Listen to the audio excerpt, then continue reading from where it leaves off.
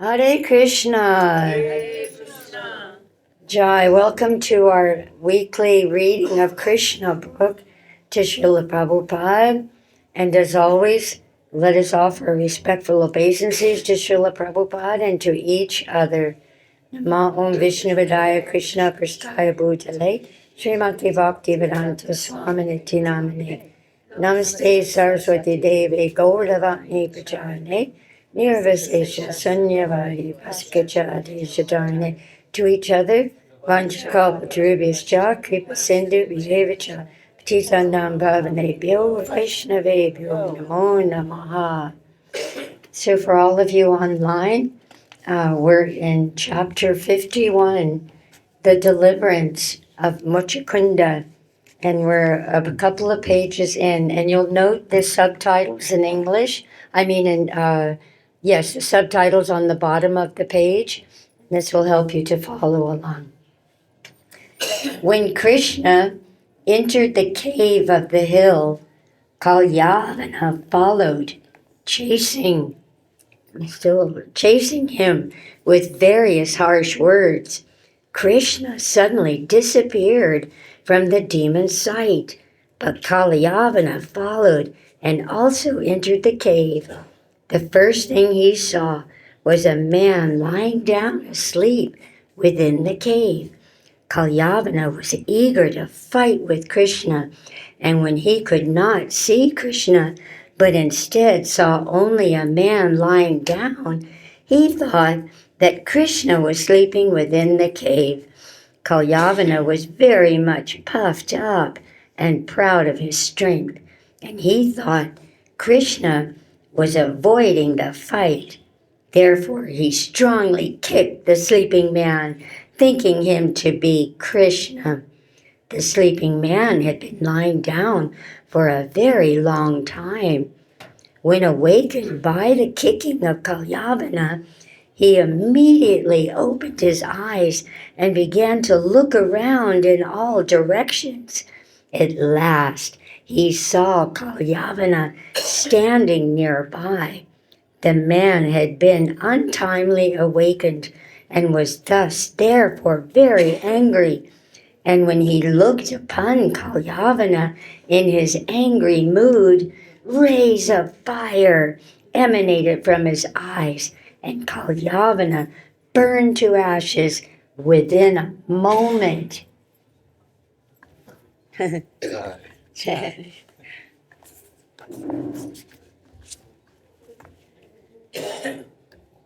When Maharaj Parikshit heard this incident of Kalyavana's being burned to ashes, he inquired about the sleeping man from Sukadev Goswami. Who was he? Why was he sleeping there? Had he achieved so much power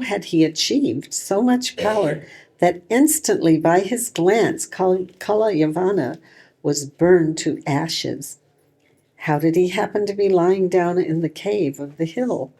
He put many questions before Sukadev Goswami, and Sukadev answered as follows. That's a short paragraph. Okay.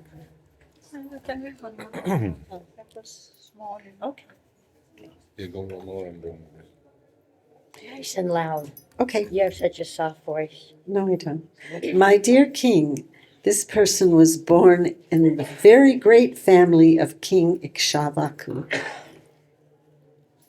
in which Lord Ramachandra was also born. Yes, big improvement. And he happened to be the son of a great king known as Mandata. He himself was also a great soul and was known popularly as Muchakunda. King Muchakunda was a strict follower of the Vedic principles of Brahminical culture, and he was truthful to his promise. He was so powerful that even demigods like Indra used to ask him to help in fighting the demons. And as such, he often fought against the demons to protect the demigods.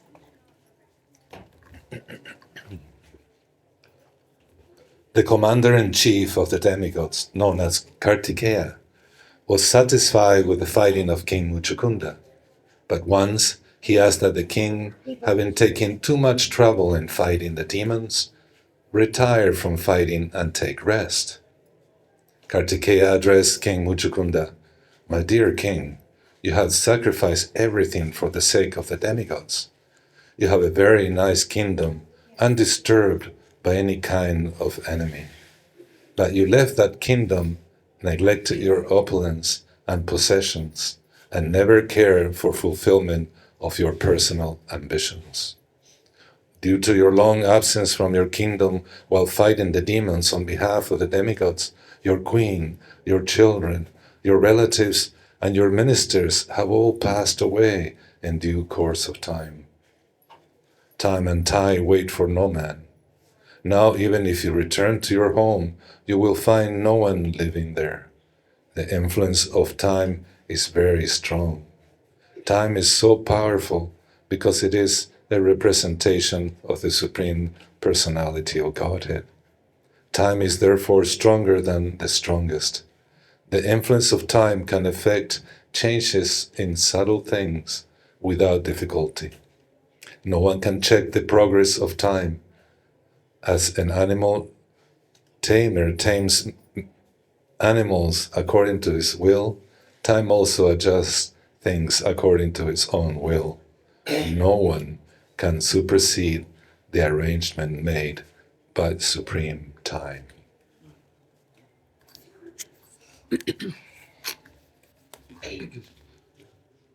Thus addressing Chukunda, the demigod requested him to ask any benediction he might be pleased with, except the benediction of liberation. Liberation cannot be awarded by any living entity but the Supreme Personality of Godhead, Vishnu. Therefore, another name of Lord Vishnu or Krishna is Mukunda, he who can award liberation. King Muchukunda had not slept for many, many years. He was engaged in the duty of fighting, and therefore he was very tired. So, when the demigods offered a benediction, Muchukunda simply thought of sleeping. He replied as follows: My dear Kartikeya, best of the demigods, I want to sleep now, and I want from you the following benediction. Grant me the power to burn to ashes by my mere glance anyone who disturbs my sleeping and awakens me untimely. Please give me this benediction. The demigod agreed and also gave him the benediction that he would be able to take complete rest. Then King Muchukunda entered the cave of this mountain.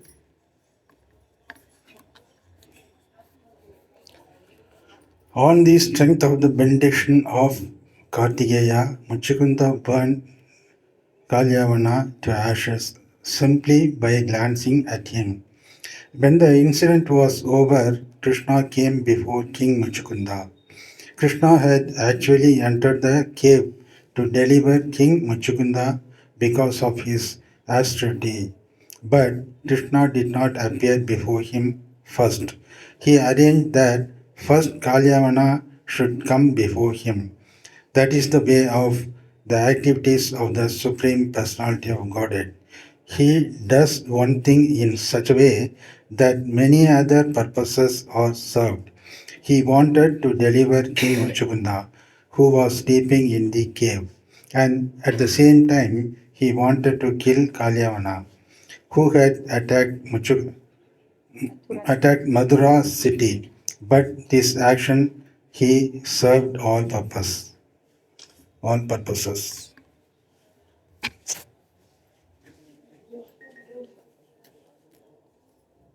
When Lord Krishna appeared before Muchuktanda, the king saw him dressed in a yellow garment, his chest marked with the symbol of Jivatsa and the Kasturba jewel hanging around his neck.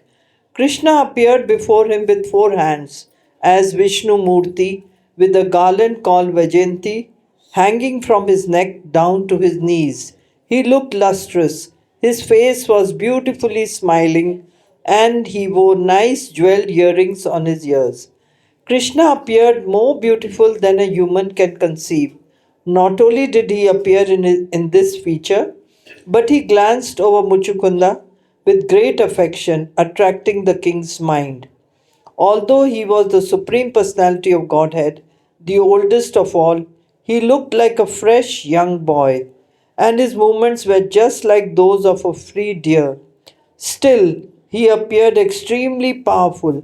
His influence and vast power are so great that every human being should be afraid of him.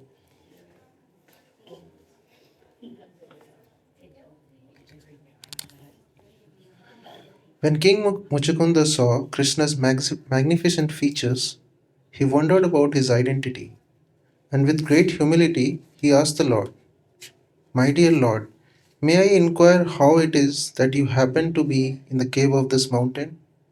Who are you? I can see that your feet are just like soft lotus flowers. How can you walk in the forest, full of thorns and pebbles? I am simply surprised to see this. Are you not therefore the Supreme Personality of Godhead, the most powerful amongst the powerful? Are you not the original source of all illumination and fire? Can I consider you one of the great demigods like the sun god, the moon god, or Indra, king of heaven? Or are you the predominating deity of some other planet?" Muchukunda knew well that every higher planetary system has a predominating deity. He was not ignorant like modern men who think that this planet Earth is full of living entities and all others are vacant.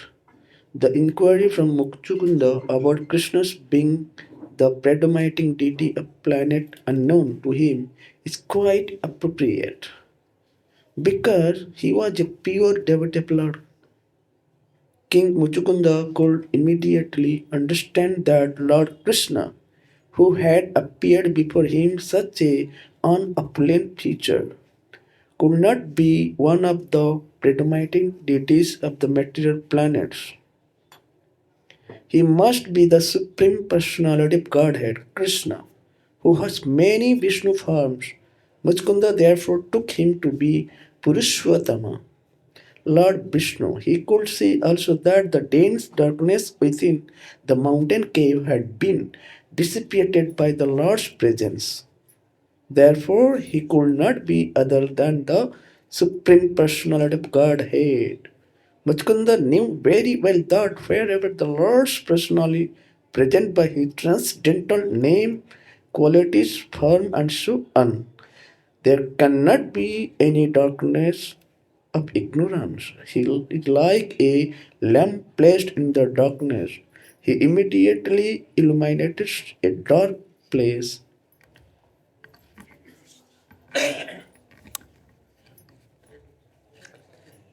King Muchkunda was eager to know the identity of Lord Krishna, and therefore he said, "O best of human beings, if you think I am fit to know your identity, kindly let me know, let me who you are. What is your parentage? What is your occupational duty? And what is your family tradition?" King Muchkunda thought it wise, however, to identify himself to the Lord first. Otherwise, he had no right to ask the Lord's identity. Etiquette is such that a person of less importance cannot ask the identity of a person of higher importance without first disclosing his own identity. King Muchkunda therefore told Lord Krishna, "My dear Lord, let me first inform you of my identity. I belong to the most celebrated dynasty of King Ikshvaku,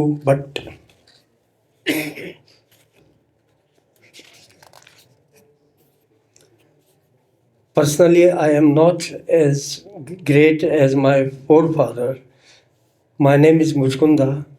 My father's name was Mandata, and my grandfather was the great king of Yuvanaswa.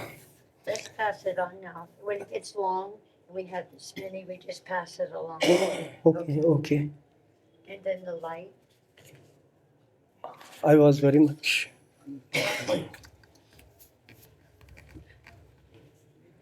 I was very much fatigued due to not resting for many thousands of years, and because of this, all my bodily limbs were slack and almost incapable of acting. To revive my energy, I was taking rest in this solitary cave, but I have been awakened by some unknown man who has forced me to wake up, although I was not willing to do so. For such an offensive act, I have burnt this person to ashes simply by glancing over him. Fortunately, now I can see you in this grand and beautiful feature. I think, therefore, that you are the cause of my killing my enemy. My dear Lord, I must admit that due to your bodily effulgence, unbearable to my eyes, I cannot see you properly. I can fully realize that the influence of your effulgence has diminished my power. I can understand that you are quite fit for being worshipped by all living entities. Nice to know. Seeing King Muchukunda eager to know about his identity, Lord Krishna answered smilingly as follows: My dear king, it is practically impossible to tell about my birth, appearance, disappearance, and activities. Perhaps you know that my incarnation, Anantadeva, has unlimited mouths, and for an unlimited time he has been trying to narrate fully about my name, fame, qualities, activities, appearance, disappearance, and incarnations. But still he has not been able to finish. Therefore, it is not possible to know exactly how many names and forms I possess. It may be possible for a material scientist to estimate the number of atomic particles which make up this earthly planet, but the scientist cannot enumerate my unlimited names, forms, and activities. Many great sages and saintly persons have tried to list my different forms and activities, yet they have failed to make a complete list. But since you are so eager to know about me, I may inform you that I have now appeared on this planet just to annihilate the demonic principles of the people in general and re establish the religious principles enjoined in the Vedas. I have been invited for this purpose by Brahma, the superintending deity of this universe, and thus I have now appeared in the dynasty of the Yadus as one of their family members. I have specifically taken my birth as the son of Vasudeva in the Yadu dynasty, and people therefore know me as Vasudeva, the son of Vasudeva. You may also know that I have killed Kamsa, who in a previous life was known as Kalanemi, as well as Pralambasura and many other demons. They have acted as my enemies, and I have killed them. The demon who was present before you also acted as my enemy, and you have very kindly burned him to ashes by glancing over him. My dear King Muchukunda, you are my great devotee, and just to show you my causeless mercy, I have appeared in this cave. I am very affectionately inclined toward my devotees, and in your previous life, before your present condition, you acted as my great devotee and prayed for my causeless mercy. I have therefore come to see you to fulfill your desire. Now you can see me to your heart's content. My dear king, now you may ask from me any benediction you wish, and I am prepared to fulfill your desire. It is my eternal principle that anyone who comes under my shelter must have all his desires fulfilled by my grace.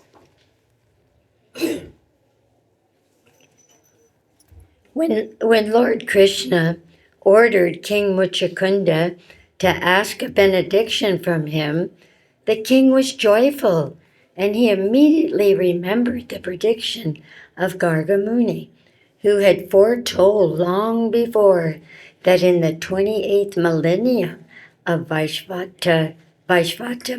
Manu, sorry, Prabhupada, Vaivasvata Manu, Lord Krishna would appear on this planet. As soon as he remembered this prediction, he understood that the Supreme Person, Narayan, was present before him as Lord Krishna. He immediately fell down at his lotus feet and began to pray as follows.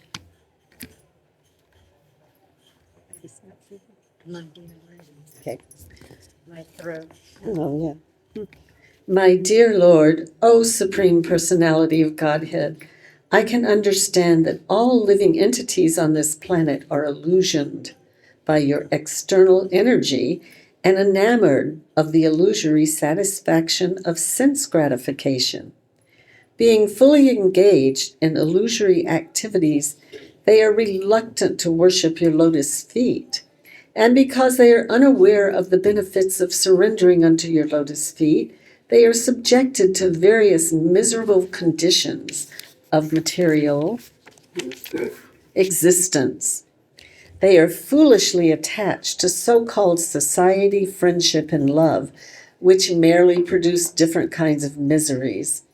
Illusioned by your external energy, everyone, whether man or woman, is attached to this material existence, and all are engaged in cheating one another in a great society of the cheaters and the cheated.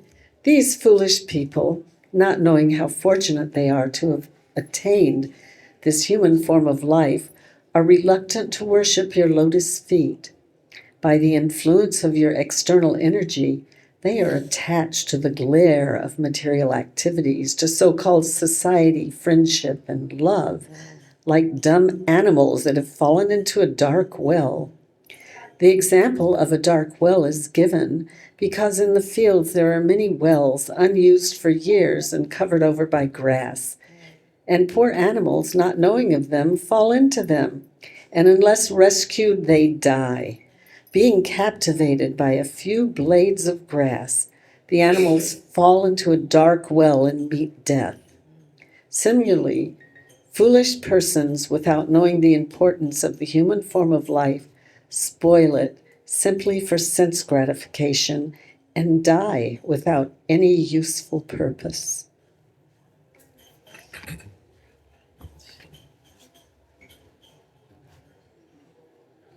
My dear Lord, I am not an exception to this universal law of material nature. I am also a foolish person who has wasted his time for nothing, and my position is especially difficult. On account of my being situated on royal order, I was more puffed up than ordinary persons. An ordinary man thinks he is the proprietor of his body or his family, but I began to think in that way on a larger scale. I wanted to be the master of the whole world, and as I became puffed up with ideas of sense gratification, my bodily concept of life became stronger and stronger. My attachment for home, wife, and children, for money and supremacy over the world became more and more acute. In fact, it was limitless. So I remain always attached to thoughts of my material living conditions.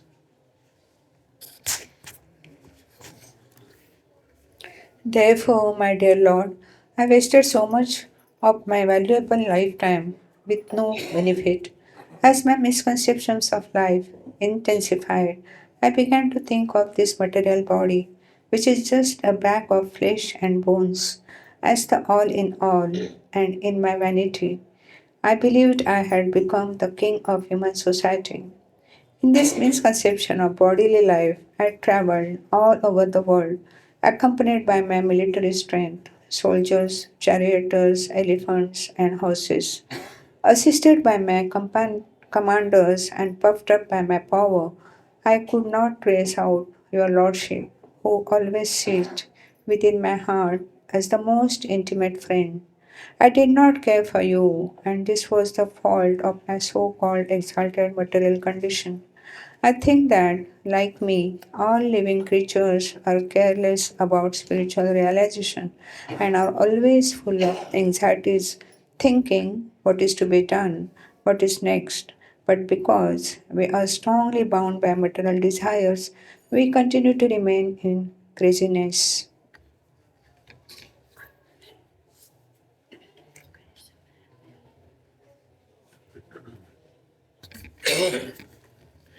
My dear Lord, we come under the full No, yet, control of the yet in spite of our being that way.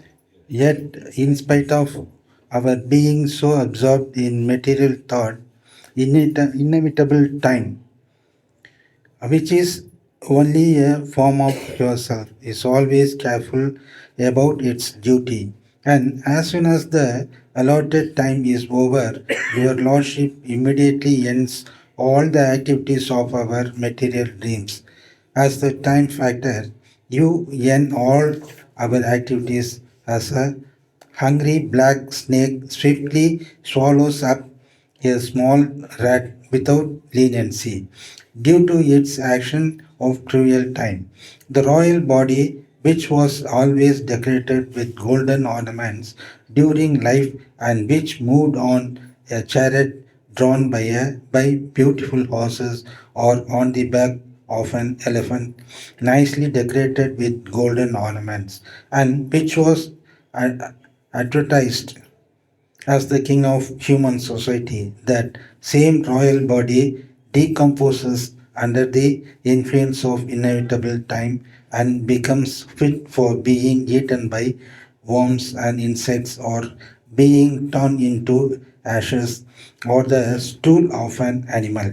This beautiful body may be recognized as a royal body while to the living condition while in the living condition. But after death, the body of even a king is taken by an animal and therefore turned into stool, or is cremated in a crematorium and turned into ashes, or is put into an earthy grave where different kinds of worms and insects are produced of it.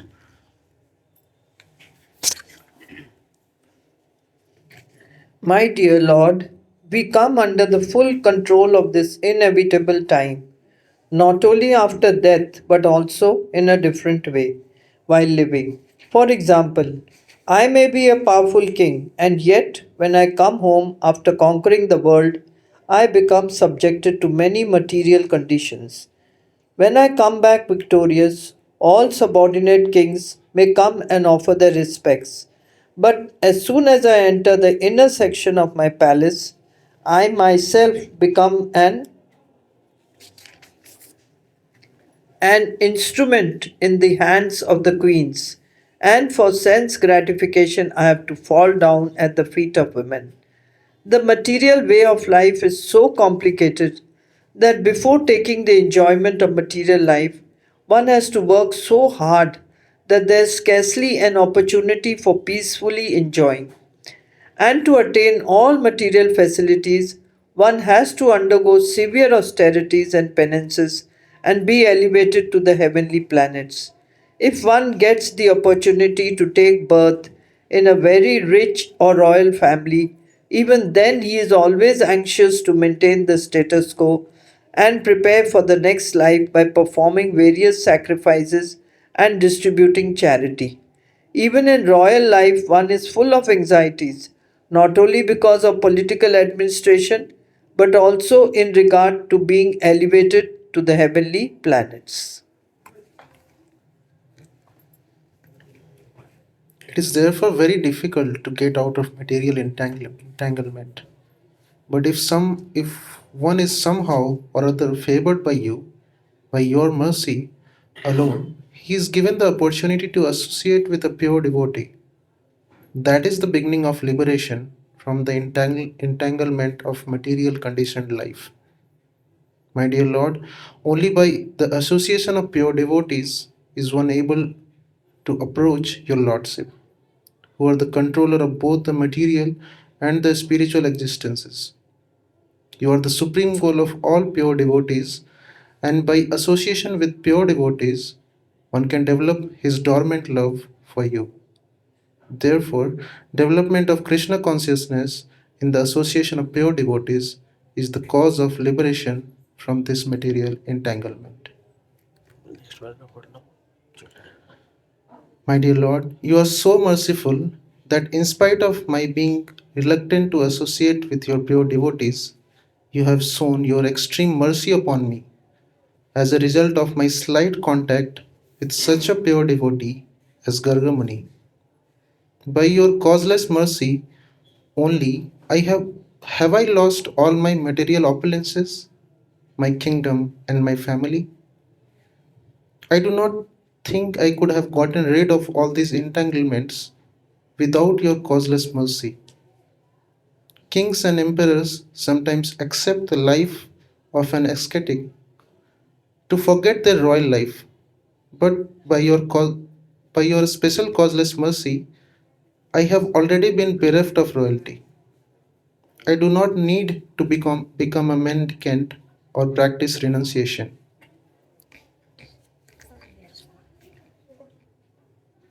My dear Lord, I therefore pray that I may simply be engaged in rendering transcendental loving service unto your lotus feet. This is the ambition of pure devotees who are freed from all material contamination. You are the Supreme Personality of Godhead, and you can offer me anything I want, including liberation. But who is such a fool that after pleasing you, he will ask from you something which might cause entanglement in this material world? I do not think any sane man would ask such a benediction from you. I therefore surrender unto you because you are the Supreme Personality of Godhead. You are Super Soul living in everyone's heart, and you are the impersonal Brahma effulgence. Moreover, you are also this material world, because this material world is only the manifestation of your external energy. Therefore, from any angle of vision, you are supreme shelter for everyone, whether on the material plane or the spiritual plane. Everyone must take shelter under your lotus feet. I therefore submit unto you, my Lord.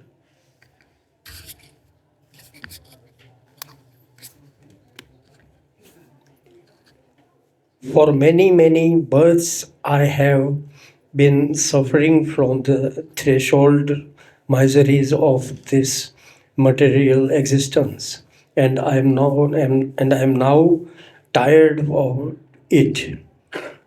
I have been impelled only by my senses, and I was never satisfied.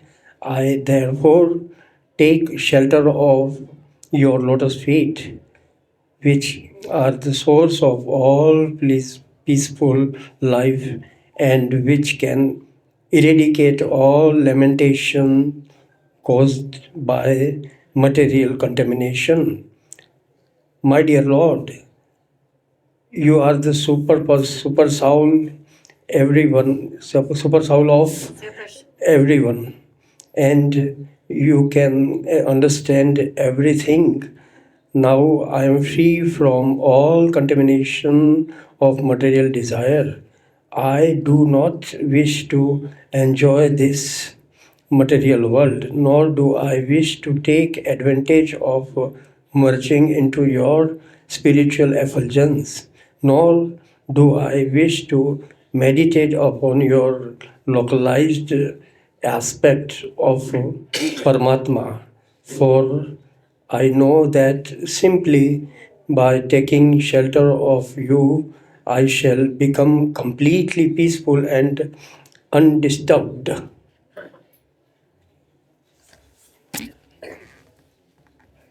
On hearing this statement by King Muchukunda, Lord Krishna replied, "My dear king, I am very much pleased with your statement.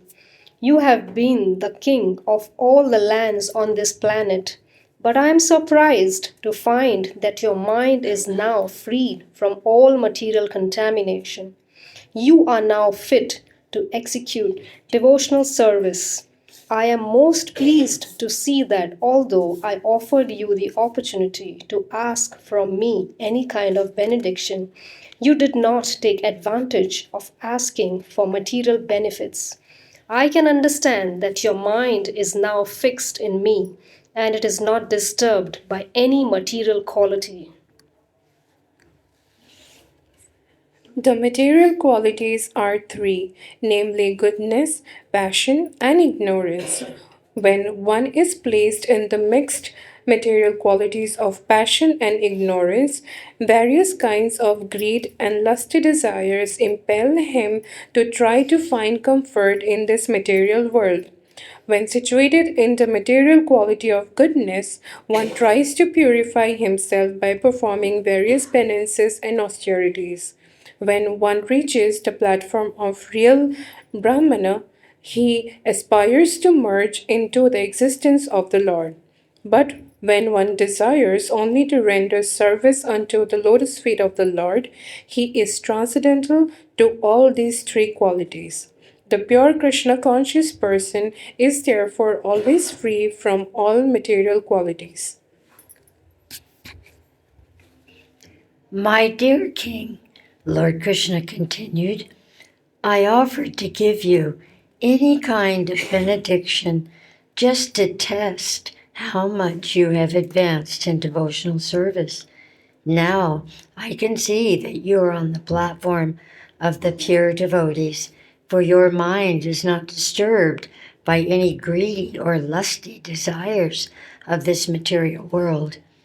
The yogis who try to elevate themselves by controlling the senses and who meditate upon me by practicing the breathing exercise of pranayama are not so thoroughly freed from material desires. It has been seen in several cases that as soon as there is allurement, such yogis again come down to the material platform.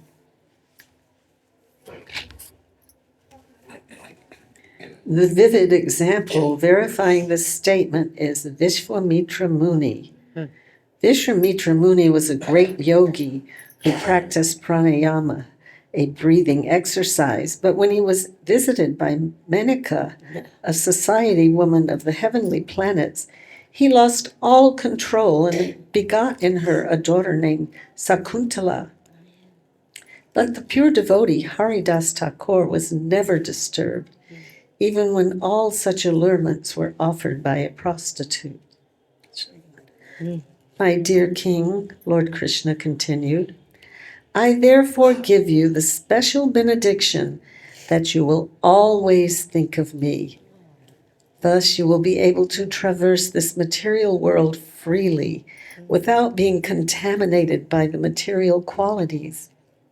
This statement by the Lord confirms that a person in true Krishna consciousness, engaged in the transcendental loving service of the Lord under the direction of a spiritual master, is never subject to the contamination of material qualities.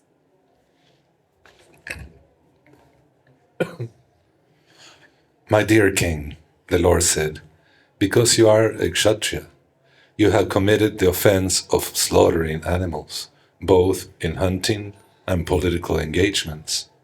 To become purified, just engage yourself in the practice of bhakti-yoga and always keep your mind absorbed in me. Very soon you will be freed from all reactions to such sordid activities.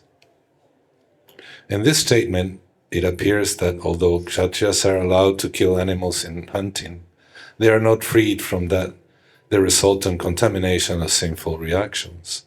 Therefore, whether one is a Kshatriya, Vaishya, or Brahmana, one is recommended to take sannyas at the end of life to engage himself completely in the service of the Lord and thus become freed from all sinful reactions of his past life.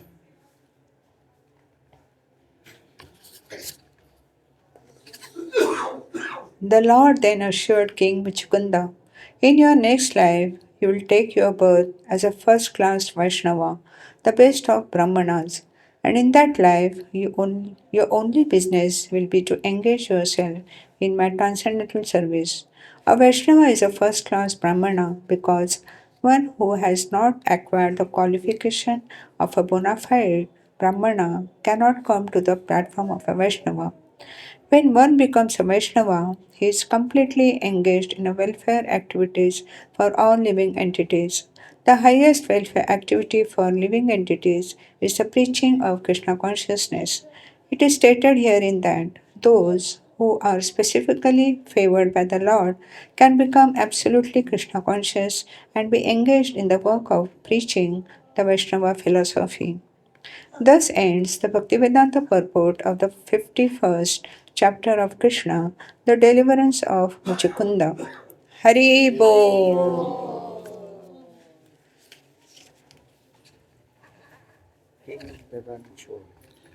Chapter 52 Krishna the Ranakora. Ranakor. Ranakor.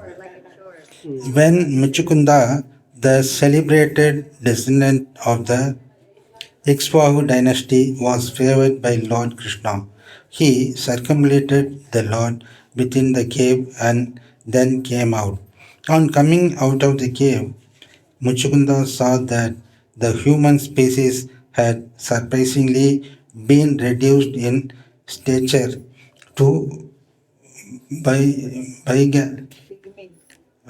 pygmy size. Similarly, the trees had also been far reduced in size, and Muchukunda could immediately understand that the current age was Kali Yuga.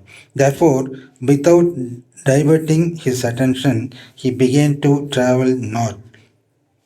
Eventually, he reached the mountain known as Gandhamadana, where there were many trees such as sandalwood and other flowering trees, whose fragrance made anyone who reached them joyful. He decided to remain in that Gandhamadana mountain region to execute austerities and penances for the rest of his life. It appears that this place is situated in the northernmost part of the Himalayan mountains, where the abode of Naranarayana is situated. This place is still existing and is called Badrigashrama. In Badrigashrama, he engaged himself in the worship of Lord Krishna, tolerating all kinds of pains and pleasures and other dualities of this material world. Lord Krishna returned to the vicinity of Mathura, where he fought with the soldiers of Kalayana and killed them one after another. After this, he collected all the booty from the dead bodies, and under his direction, it was loaded on bullock carts and brought back to Dwaraka.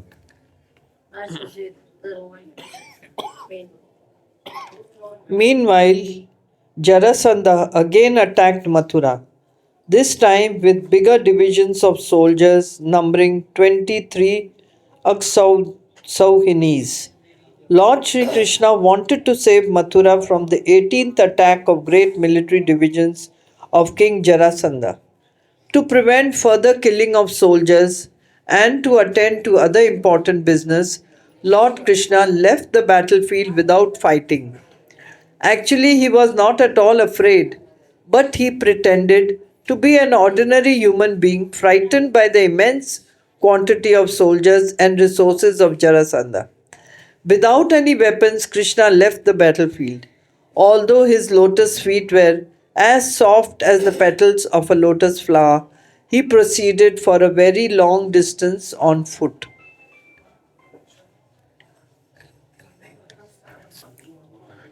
This time, Jarasan thought that Krishna and Balram were very much afraid of his military strength and were fleeing the battlefield.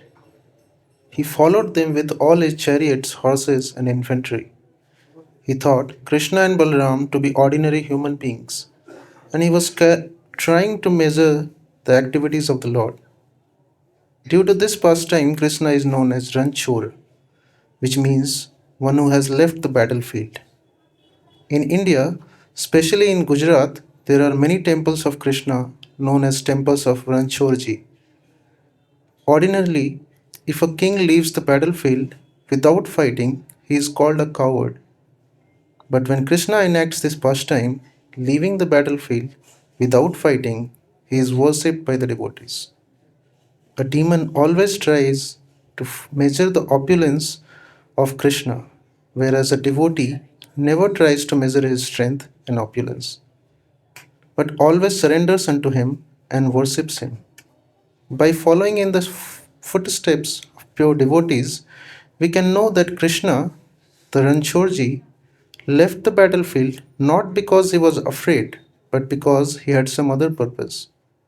The purpose, as it will be revealed, was to attend to a confidential letter sent by Rukmini, his future first wife. Krishna's leaving the battlefield is a display of one of his six opulences. Krishna is the supreme powerful, the supreme wealthy, the supreme famous, the supreme wise, and the supreme beautiful. Similarly, he is the supreme renouncer. Srimad Bhagavatam clearly states that he left the battlefield in spite of having ample military strength. Even without his militia, he alone could have been sufficient to defeat the army of Jarasandh, as he had done 17 times before. Therefore, his leaving the battlefield is an example of his supermost opulence, renunciation.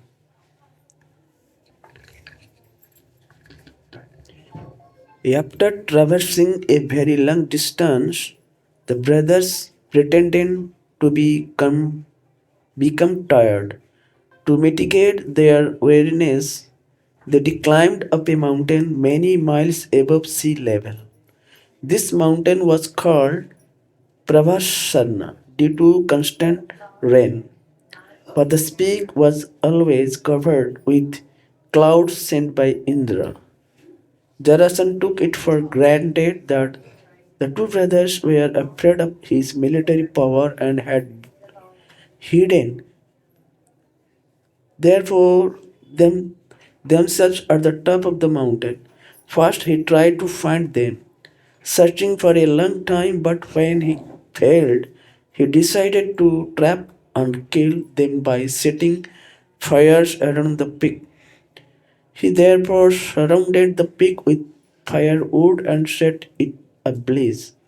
As the fire spread more and more, Krishna and Balaram jumped from the top of the mountain down to the ground, a distance of 88 miles. Thus, while the peak was burning up, Krishna and Balaram escaped unseenly by Jarasandh or his men. Jarasandh concluded that the two brothers had burned to ashes and that there was no need of further fighting. Thinking himself successful in his efforts, he left the city of Mathura and returned to his home in the kingdom Magad. Gradually, Krishna and Balaram reached the city of Dwaraka, which was surrounded by the sea.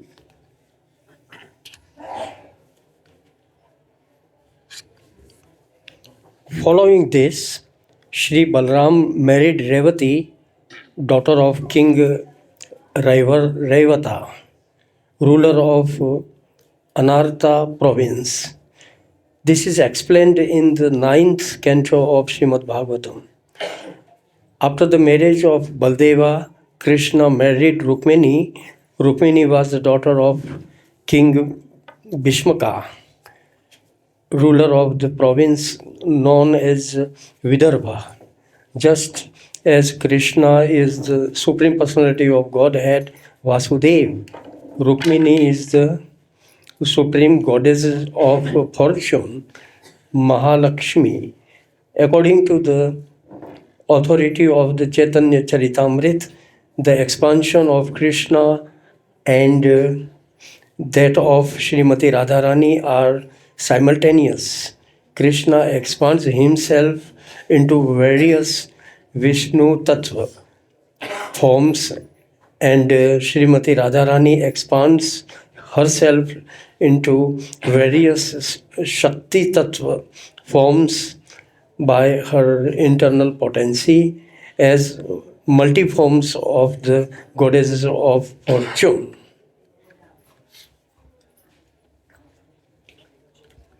According to Vedic convention, there are 8 kinds of marriage.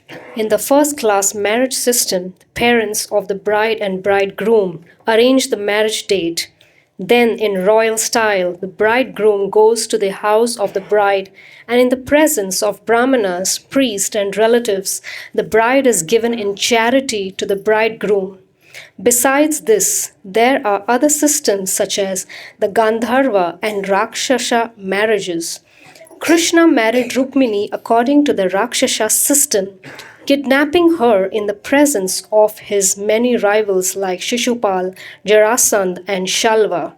While Rukmini was being given in charity to Shishupal, Krishna snatched her from the marriage arena exactly as Garuda snatches a pot of nectar from the demigods. Rukmini, the only daughter of Bhishmaka, was exquisitely beautiful. She was known as Ruchiranana, which means one who has a beautiful face expanded like a lotus flower. Devotees of Krishna are always eager to hear about the transcendental activities of the Lord. His activities of fighting, kidnapping, and running away from the battlefield are all transcendental. Being on the absolute platform, and devotees take a transcendental interest in hearing of them.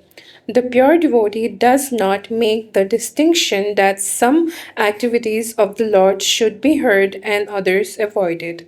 There is, however, a class of so-called devotees known as Prakrita Sahajias who are very much interested in hearing about Krishna's Rasa Leela with the gopis, but not about his fighting with enemies. They do not know that his bellicose activities and his friendly activities with the gopis are equally transcendental, being on the absolute platform. All the transcendental pastimes of Krishna described in Srimad Bhagavatam are relished by pure devotees through submissive oral reception. They do not reject even a drop.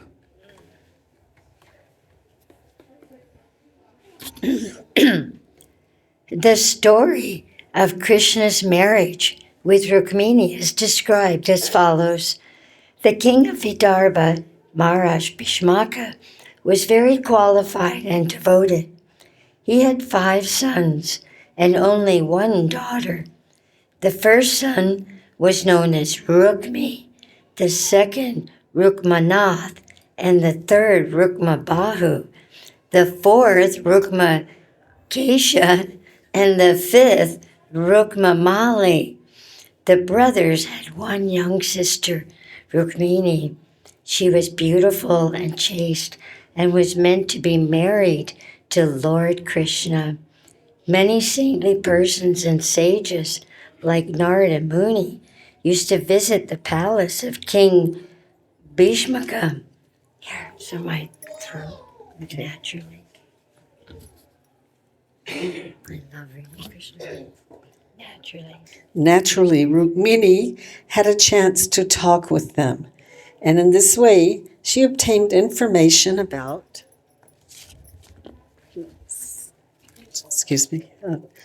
Krishna. She was informed about the 6 opulences of Krishna, and simply by hearing about him, she desired to surrender herself to his lotus feet and become his wife. Krishna had also heard of Rukmini. She was the reservoir of all transcendental qualities: intelligence, auspicious physical features, liberal mindedness, exquisite beauty, and righteous behavior. Krishna therefore decided that she was fit to be his wife. All of the relatives of King Bhishmaka decided that Rukmini should be given in marriage to Krishna. But her elder brother Rukmi, despite the desire of the others, arranged for her marriage with Sishupal, a determined enemy of Krishna. When the black-eyed, beautiful Rukmini heard of the settlement, she immediately became very morose. However, being a king's daughter, she understood political diplomacy and decided that there was no use in simply being morose. Some steps should be taken immediately. After some deliberation, she decided to send a message to Krishna, and so that he might not be deceived, she selected a qualified Brahmin as his messenger. Such a qualified Brahmin is always truthful and is a devotee of Vishnu. Without delay, she sent the Brahmin to Dwarka. Reaching the gate of Dwarka, the Brahmana informed the doorkeeper of his arrival, and the doorkeeper led him to the place where Krishna was sitting on a golden throne. Since the Brahmana had opportunity to be Rukmini's messenger, he was fortunate enough to see the Supreme Personality of Godhead Krishna, the original cause of all causes. The Brahmana is the spiritual teacher of all social divisions. Lord Sri Krishna, in order to teach everyone the Vedic etiquette and how to respect the Brahmana, immediately got up and offered him his throne. When the Brahmana was seated on the golden throne, Lord Sri Krishna began to worship him exactly as the demigods worship Krishna. In this way, he taught everyone that worshiping his devotee is more valuable than worshiping him. Sorry. In due time, the Brahmana took his bath, accepted his meal, and lay down to rest on a bedstead completely bedecked with soft silk. As he was resting, Lord Sri Krishna silently approached and, with great respect, put the Brahmana's legs on his lap and began to massage them. In this way, Krishna appeared before the Brahmana and said, "My dear Brahmana, I hope that you are executing the religious principles without difficulty and that your mind is always peaceful. Different classes of people in the social system are engaged in various professions, and when one inquires as to the well being of a particular person, he should do so on the basis of that person's occupation. Therefore, when one inquires as to the welfare of a Brahmana, the question should be worded according to his conditions of life so as not to disturb him. A peaceful mind is the basis for becoming truthful, clean, equipoised, self controlled, and tolerant. Thus, by attaining knowledge and knowing its practical application in life, one becomes convinced about the absolute truth. The Brahmana knew Krishna to be the Supreme Personality of Godhead, and still he accepted the respectful service of the Lord on the grounds of Vedic social conventions. Lord Sri Krishna was playing just like a human being because he belonged to the Kshatriya division of the social system and was a young boy. It was his duty to show respect to such a Brahmana.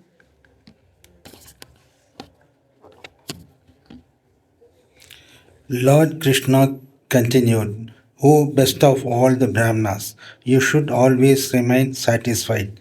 For if a Brahmana is always self satisfied, he will not deviate from his prescribed duties, and simply by sticking to one's prescribed duties, everyone, especially a Brahmana can attain the highest perfection of all desires. Even if a person is as opulent as the king of heaven, Indra, if he is not satisfied, he inevitably has to transmigrate from one planet to another. Such a person can never be happy under any circumstances. But if one's mind is satisfied, even if he is bereft of all possessions, he can be happy living anywhere.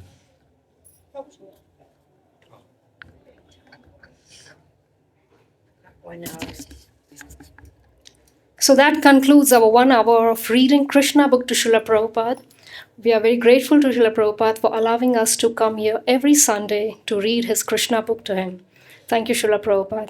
As usual, we offer our respectful obeisances to Srila Prabhupada and to each other.